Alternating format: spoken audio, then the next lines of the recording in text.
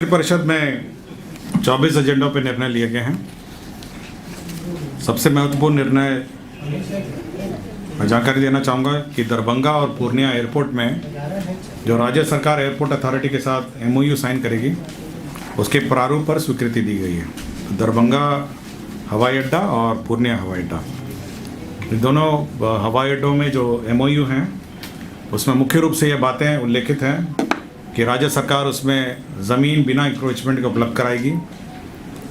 इसके कनेक्टिविटी 4 लेन से सड़क का मार्ग की कनेक्टिविटी देगी, बिजली पानी की उपलब्धता सुनिश्चित करेगी, जिसका भुगतान वे स्वयं करेंगे लेकिन उपलब्धता सुनिश्चित करेगी। शहरी क्षेत्र की जो मास्टर प्लान है उसमें से एयरपोर्ट का उल्लेख किया जाएगा और म्युनिसिपल टैक्सेस जो है वो 5 साल ऑपरेशन में 5 साल तक वेव करेगी। तो यह MOU के पश्चात जो निर्माण कार्य है अब आरंभ हो सकेगा पूर्णिया और दरभंगा हवाई अड्डा का। तो यह एक महत्वपूर्ण निर्णय है जो लिया गया है।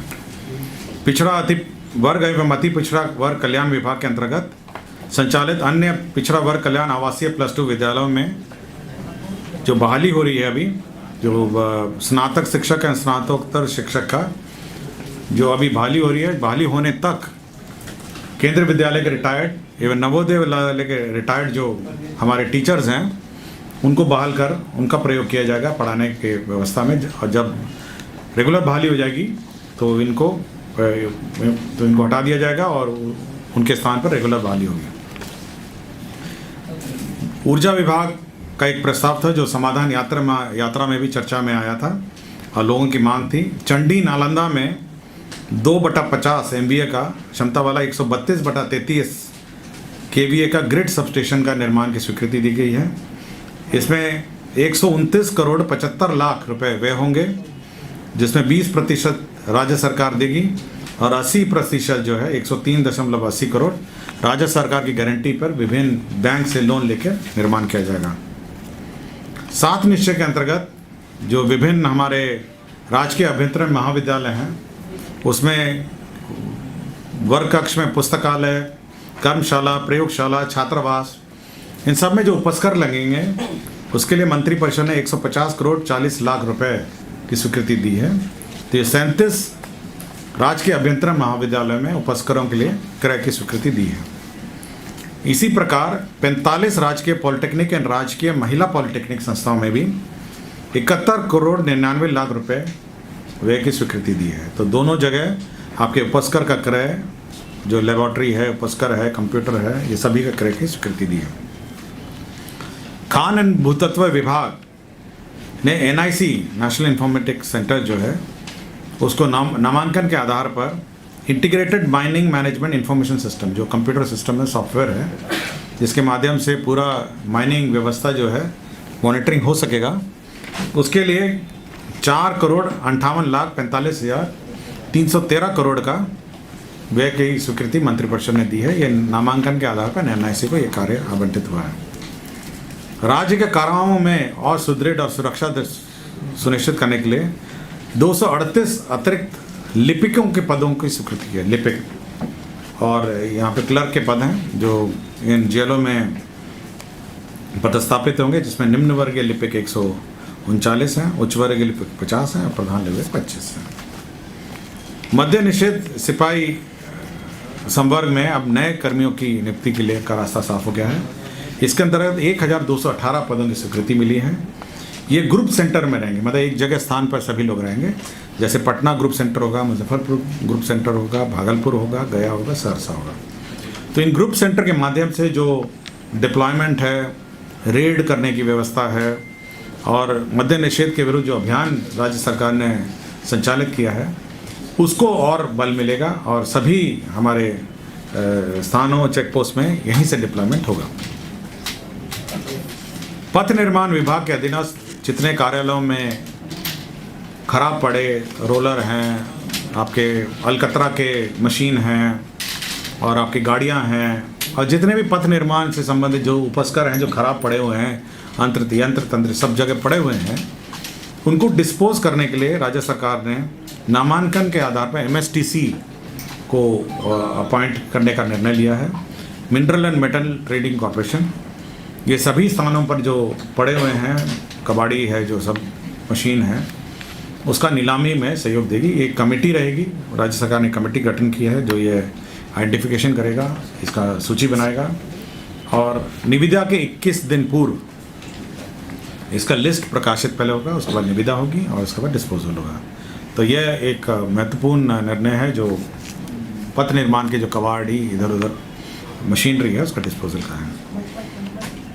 मंत्रिपरिषद ने उद्योग विभाग के अंतर्गत जो हमारे अमृतसर कोलकाता औद्योगिक कॉरिडोर निर्माण किया जा रहा है, AKIC, उसमें जो स्पेशल पर्पस व्हीकल है जो SPV बनाया गया है, ये भारत सरकार का भी उसमें अंश है, बियाड़ा का भी अंश है। तो ये जो स्पेशल पर्पस व्हीकल है उसी में संशोधन, इसमें पूर्व में मंत्रिपरिषद स्वीकृति हुई थी, लेकिन भारत सरकार के अनुरोध पर कुछ संशोधन किए गए हैं। जैसे कॉरपोरेशन को हटा के ट्रस्ट बनाया गया है, निदेशकों की संख्या में संशोधन किया गया, तो आंशिक संशोधन हुआ है, इसकी मंत्रिपरिषद ने स्वीकृति दी है। मद्य निषेध उत्पाद एवं निबंधन विभाग के अंतर्गत बिहार मद्य निषेध उत्पाद अधिनियम 2016 की धारा 95 में प्रदत्त शक्तियों का प्रयोग करते हुए राज्य सरकार ने बिहार मद्य निषेध एवं उत्पाद नियमावली 2021 यथा संशोधित नियमावली नियम 12 क के उपनियम 2 में संशोधन किया है।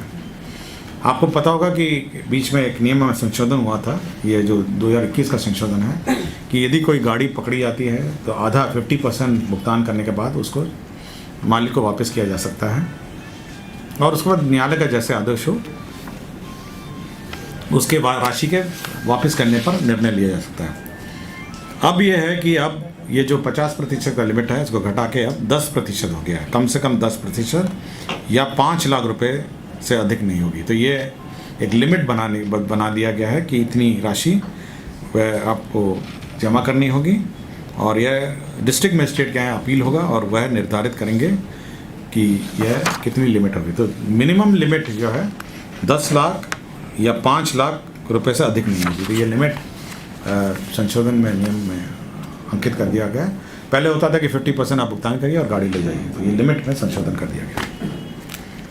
बिहार मद्य निषेध अवर निबंधन सेवा नियमावली 2017 में संशोधन किया गया है और इसका मुख्य कारण है कि जो हमारे कर्मी हैं, जो नियुक्तिक कर्मी हैं, उनको हिंदी टिप्पणी प्रारूपण परीक्षा, कंप्यूटर जांच की परीक्षा के प्रावधानों में एकरूपता लाने के लिए निर्धारित प्रक्रिया लागू की गई है। तो कंप्यूटर के ज्ञान की जानकारी हो, इसके लिए यह संशोधन किया गया। स्वास्थ्य विभाग पटना के अंतर्गत बिहार महिला स्वास्थ्य कार्यकर्ता ऑक्सिलरी नर्स मिडवाइफ ANM का संवर्ग नियमावली 2018 संशोधित किए हैं। इसमें मुख्य रूप से 2 संशोधन है, महत्वपूर्ण संशोधन है। पहले तो है कि अब परीक्षा के माध्यम से यह बहाली होगी। पहले मार्कशीट के आधार पर होती थी, अब परीक्षा के आधार पर बहाली होगी। और दूसरा मेजर संशोधन इसमें यह है कि ये जिला काडर नहीं होकर अब यह राज्य काडर होगा। तो ये 2 चीज़ें हैं जो अब होगा। अब ये डिसमिसल के हैं, मैं एक साथ पढ़ देता हूँ आपको। डॉक्टर नसीम अहमद का डिसमिसल हुआ। यह चिकित्सा पदाधिकारी प्राथमिक स्वास्थ्य केंद्र पंचगनिया थे।